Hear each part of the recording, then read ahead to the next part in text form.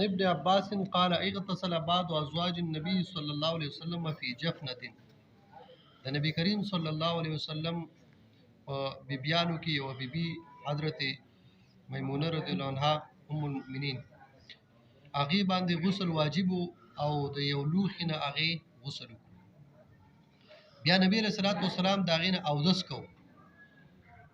نو هغه ورته وی چې اے د الله رسوله انی کنت جنوبا نو زه جنوب ما د دې لوښي نه اودس کړی دی غسل می کړی دی تاسو د دین اودس کوئ نبی رسول الله فرمایي ان الماء لا ينجس یا لا يجنب وبچ دي دا نه پلیتیږي نو ګوره یو خو دینه دا معلومه شوه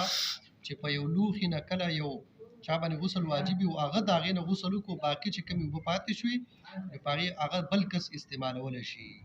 یا لکه عائشہ به فرمایي چې نبی رسول الله سلام د لوښي نه غسل کو نو بچ پاتې ما ورته وی چې دا علی ماته ته پرې د ماته ته پرې معلومه شو چې د یو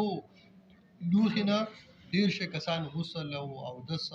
د ارسه کول شي استعمال کول شي دویمه مسله دا وروته چې کچرتا سوق لامبي او داغه د بدن نه سقطري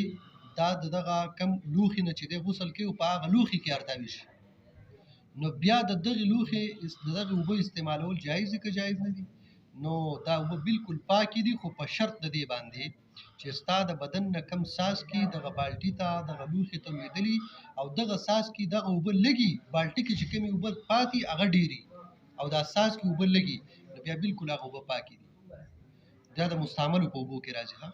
او کچرته کې ستاد د بدن نه چې کم ساس کې دغه بالټي ته لويږي او هغه زیاتی او بالټي کې وب کمی نو بیا ناجایز دي بیا مستعمل وب په زیاته شي نو تاسو په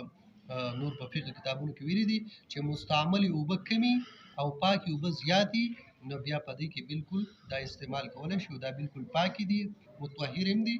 او متطهرین خپلم پاکي دي او بل لرهم څه کوي پاکي هم کړي طاهر او متطهر دواړي دي